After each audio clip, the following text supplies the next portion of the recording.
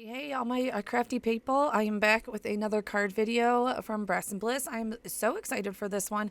I've put together quite a mix of pretty easy Mother's Day cards, and I think that whatever you have in your stash, you could definitely replicate these. All this one you need is a Mother's Day sentiment and like a flower die. Like stamp and die, I should say. This one, you definitely have to have the die. I mean, I guess you could fussy cut it, but it would be a little hard. But you will want the stamp and the die set. So right here is probably the only thing I would say I would do different the next time. I would cut it down. Obviously, I want a landscape card. So we're going to do 5.5 by 4.25, but I would not crease it if I was to do this again, because it will crease your flower in the end, and I didn't want that. But it was nothing that I was going to go all the way back and redo the whole card for.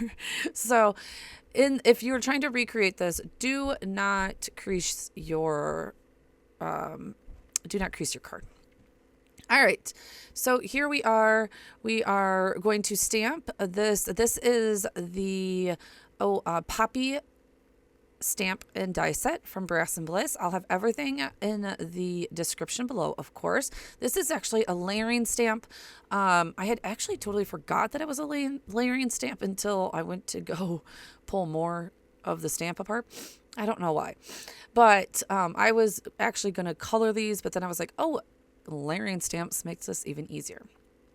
All right, so you've seen me do the first two, which were on the side. Now I'm going to do the one where it's actually going to hang over that crease right there. Also makes this part a little harder to stamp if you crease it. So yeah, just don't crease it until the end. You'll see you'll see. See, it causes a little bit of an issue. I fix it. And it right here is where I'm like, ooh, I probably shouldn't have done that, but that's okay. It will help your flower stand up in the end also better if you don't crease it, because then it doesn't want to fold, obviously. So, moment, but it's okay. Like I said, it really doesn't affect the end card too much. So I really wasn't going to go back and do that. All right, so here is the layering part of the stamp. It has the back part of it, which I loved. Now, if it doesn't have multiple layers to your stamps, what I do is I go in, and you're going to see me like blend other inks into this just to get a little bit more depth. And that's just kind of how I like to use mine. It also kind of came out a little bit, see right there, I'm like, ugh. It kind of came out a little bit like sketchy type when I did this too, because I didn't do the blending like super great on some of them. And I loved that look. So you know, don't always go for perfection, I guess. Like, that's what I have to say. All right, we are using our Color Fuse inks here. I love these little ink pads to get into these little, like onto these little stamps. So I'm not using my full ink pad. I have a little bit more control over these. I am using the orange one and then the pink one, because I did look up that poppies have tons of different colors, so you could do like a whole rainbow of these. And honestly, I think this is a really easy card to mass produce, to tell you the honest truth. So this is one that I would suggest that for.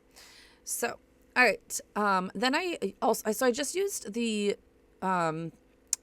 lightest one, which I think was mango, and then the darkest one, which I'm using, or not the darkest one, the second darkest one. And I was like, it wasn't enough color variation. So I went to the third darkest, which is one thing I love about having these colorways of inks, is that you can step up your inks colors one by one, and make them like they're all matchy, but not matchy.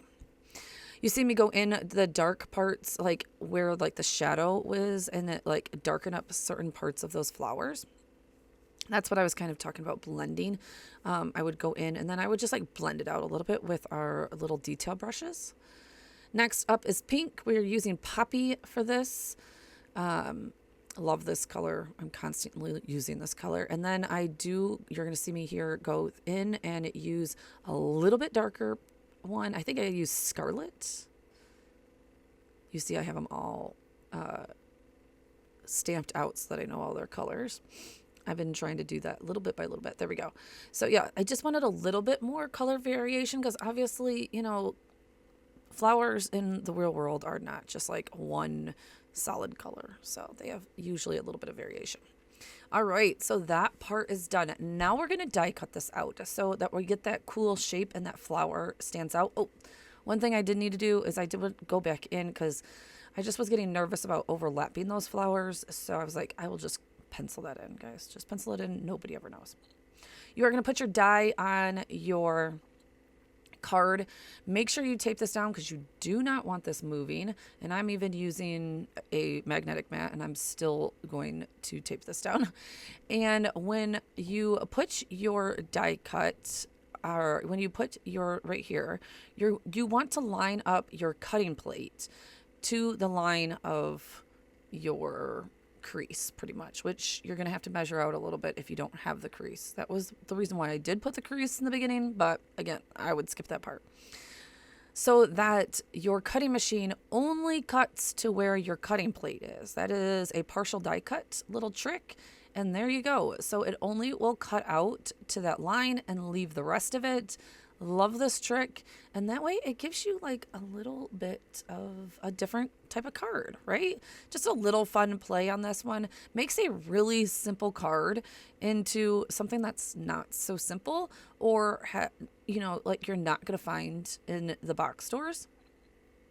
We're going to just finish off with our sentiment. This one is just thank you for helping me grow, I believe. And then I'm going to put Happy Mother's Day on the inside. And I felt like this is such a fresh, cute Mother's Day card that, a little one could give your mother. Honestly, this could also be changed into a teacher card for, thanks for helping me grow, for a teacher appreciation, or as we're getting to the end of our school years, as people will want to start making those cards. And you see it just fits right back in there when they would open it up. They're never even going to notice. How adorable, right? I loved this concept. All right, we are going to do this. I think this is from the same. Yeah, this is from the same stamp set as we got our Grow With Me. Again, I will list everything in the description below for you so that you can check it all out. And there we have it. Look at me. I have like 6 Mother's Day cards already pre-made. I don't really do Easter ones, so I guess we'll just switch over to Mother's Day. And I feel like Mother's Day just always gives me that spring feel anyways. And I love making Mother's Day cards. I made a ton of them last year too. All right, guys, thank you all for being here. Let me know what you think about this card in the description below. Coming up are some pictures. Also, don't forget to check out Brass and Bliss. Talk to you guys soon. Bye.